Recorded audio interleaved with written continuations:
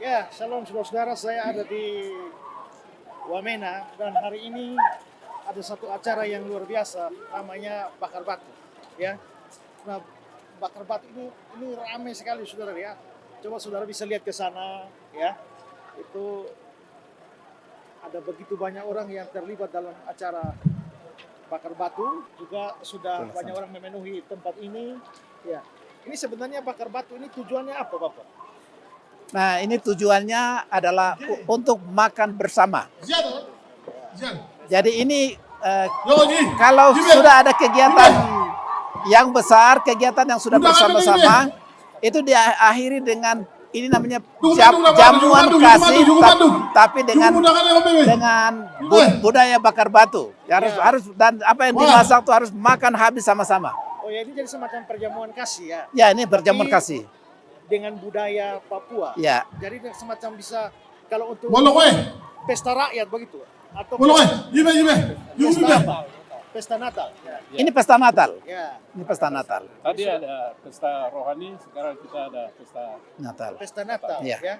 Jadi ini masyarakat dari mana-mana. Jadi kalau tapi di sana ini ada batu yang banyak bakar berapa jam batu itu? Nah, itu tergantung dari bahan bakar yang disiapkan di bawah. Kalau bahan bakarnya kering, itu belum sampai 1 jam itu sudah bisa bakar panas. Jadi batu-batu yang dibakar ini dimasukkan ke lubang-lubang? Ya, itu nanti ada lubang yang ini sekarang ada sekitar 15 kolam di sini. Ya. Nanti mereka alas di bawah dulu rumput-rumput, lalu mereka susun batu, jadi akan naik, jadi macam melingkar begitu naik. Lalu mereka taruh rumput lagi, lalu ubi, jagung dan lain-lain itu yang bahan-bahan yang keras itu taruh di bawah. Termasuk keladi. Ya, keladi. Daging babi. Daging babi belum. Oh, belum. Belum. Ya. Itu berapa menit dia matang? Setelah itu dilapisi dengan batu panas lagi. Batu panas. Ya. Jadi tidak langsung taruh batu panas, tapi harus ada rumput supaya kalau batu panas nanti akan hangus masakan yang di bawah. Jadi harus lapisi dengan rumput lagi, lalu taruh batu panas. Nanti batu panas itu dia akan menghanguskan rumput, tapi makanannya tidak akan hangus, makanannya hanya masak. Ini memang kebiasaan orang Timur. Nah, ini memang sudah budaya dari sononya sudah.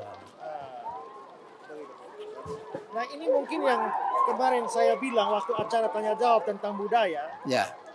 Kita tidak anti budaya. Ada budaya yang kita bisa terima, ada yang tidak. Tapi Ya. ini budaya yang bagus. Ya. Di mana ini adalah budaya kebersamaan. Betul. Nah, tinggal kita menggunakannya dalam konteks kekristenan. Ya. Di mana ini sebagai bentuk syukur kepada Tuhan. Ya. Saya katanya ada yang disiap untuk persembahan juga. Jadi setiap babi yang dipotong itu daging dari setiap babi itu harus ditaruh. Jadi setiap bahan apa dari hasil bumi yang mau dimasak, setiap noken dari ibu-ibu itu harus taruh di situ. Jadi itu mereka itu merupakan 1/10 dari mereka yang bawa untuk mereka masak. Daging ini hanya daging babi saja atau boleh binatang Boleh, boleh. Daging wam, istilah di sini babi itu wam. Wam. Nah, boleh daging babi, daging ayam juga boleh, tapi seperti hari ini tidak ada daging ayam dan daging lain. Ini semuanya daging babi saja. Karena babi yang dibawa itu begitu terlalu banyak, jadi mau tambah yang lain sudah tidak bisa lagi. Apa mungkin karena babi mahal, jadi ini dianggap sebagai suatu persembahan terbaik kan? Tapi ini yang masak seperti begini tidak dibeli. Oh ya. Ini persembahan dari jemaat yang di sini, jemaat yang sudah mendengar firman Allah, mereka ingin melakukan persembahan untuk makan bersama. Jadi kalau dibeli, karena jemaat kami tidak punya uang, tapi ini jemaat memberikan sumbangan untuk makan bersama ini. Padahal babi sendiri mahal. Kalau beli dengan uang ini bisa. Oh, mahal sekali. 1 ekor di sini babi sampai 50-an. Ya. Kalau ini,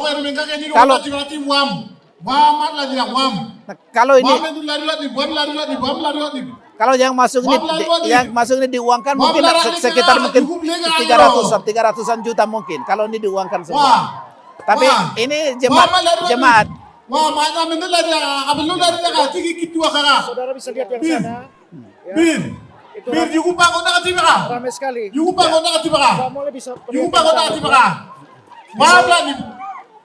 Era mga Wah. Pero minta yung limpari mo mo kupan. Wah, may lagi. Jadi saudara ini semua setelah masak ini kita makan bersama ya. Sesudah masak ini, semua orang akan duduk semua dengar firman Allah. Habis itu terus orang-orang yang lain duduk, yang mereka masak buka makan bersama. Sesudah makan bersama, orang yang makan bersama tidak boleh pergi. Kami akan tutup gerbang. Mereka yang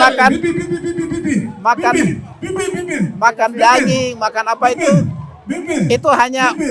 itu hanya sementara untuk perut, tapi untuk hidup kekal adalah firman Allah. Jadi mereka harus mendengar firman Allah.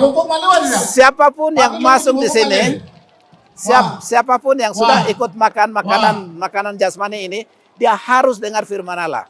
Ya, makanya nanti pada waktu makan di sini, tutup pintu dan sesudah makan tidak boleh ada yang keluar, harus dengar firman Allah. Diperkirakan kira-kira akan berapa banyak orang hadir? Ya, mungkin sekitar 2.000, ya 2.000, 3.000-an orang. Ini saya suka Berita sekali panggilan ditujukan kepada karena ini penginjilan yang besar. Ya. Ya, Jadi kita punya kerinduan untuk banyak orang dengar Injil. ya. Ya. Dan ini kalau Injil dipadukan dengan budaya semacam ini, maka Sekali kita lagi bisa episode menuai Iko banyak akan jiwa. dipanggil. Amin, Banyak amin, jiwa. amin. Jadi saya juga untuk semua jemaat Gidi di mana saja berada, ini saya hadir di sini ini istimewa. Ya. Saya anggap ini pintu yang Tuhan buka. Bagi saya juga untuk berkata Injil. Ya. Pak Pendeta, ini kita baru satu klasis. Ya, Bapak Ketua klasis ini kita baru satu klasis. Kami ada 12 klasis di wilayah ini. 14 klasis di wilayah ini. Apalagi satu Gidi itu luar biasa manusianya. Manusia di lautan manusia luar biasa. Nah, kalau terus kita lakukan seperti ini, itu apa? Pasti kita tidak punya kemampuan untuk menampung orang. Jadi khusus untuk panitia dengan ibu-ibu yang dalam seminar ini, kami ingin memberikan satu contoh yang positif bahwa setiap orang yang makan, setiap orang yang masuk, karena tujuan kita harus memenangkan orang supaya datang kepada Kristus. Karena itu tidak boleh ada orang yang sudah datang di sini tidak ada yang tidak dengar firman Allah. Begitu. Oke. Seperti itu. Jadi ini juga dalam rangka Natal ya. Ini dalam rangka Natal.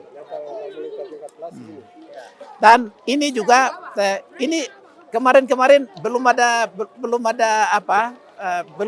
tindakan dari Laki-laki yang masak. Semangat dari kehidupan ibu-ibu itu belum terlalu bangkit kemarin. Tapi kemarin waktu mereka melihat ada banyak jiwa dimenangkan, itu mereka keluar. Dan Mereka bilang, kami punya barang sekarang, banyak orang dimenangkan. Kami sekarang harus lakukan. Itu. Yayasan Karya Bakti Esra Soro atau disingkat KABES hadir sebagai wadah untuk memberitakan Injil dan melayani secara holistik.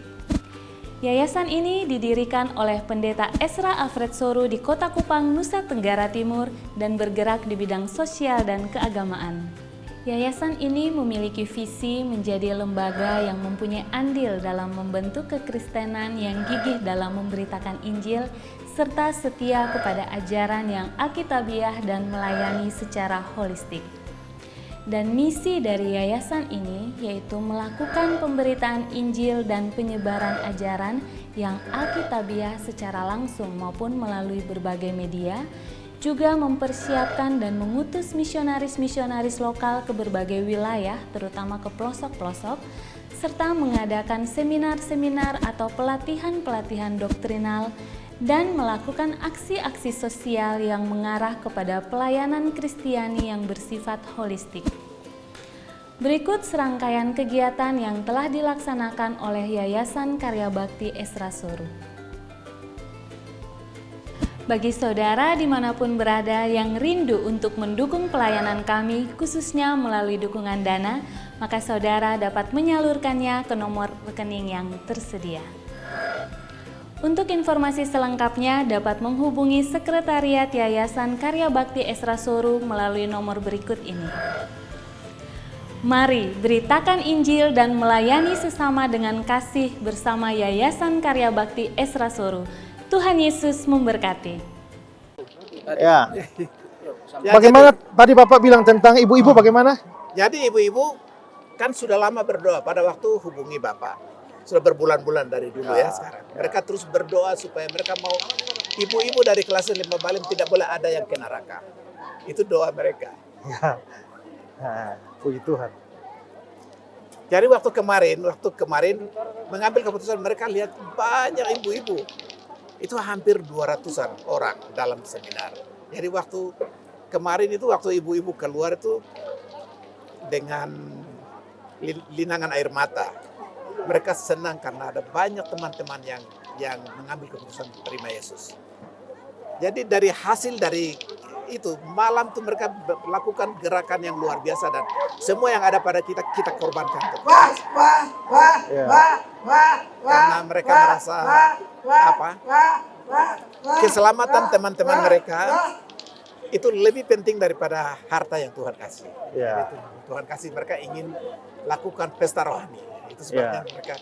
Jadi ini terjadi pagi ini kami tidak pernah bayangkan. Jadi kami heran sekali karena kemarin-kemarin itu tidak akan seperti begini. Mungkin lagi beberapa saja, tapi ini jadi hanya akibat dari kemarin orang-orang menanggapi keputusan itu.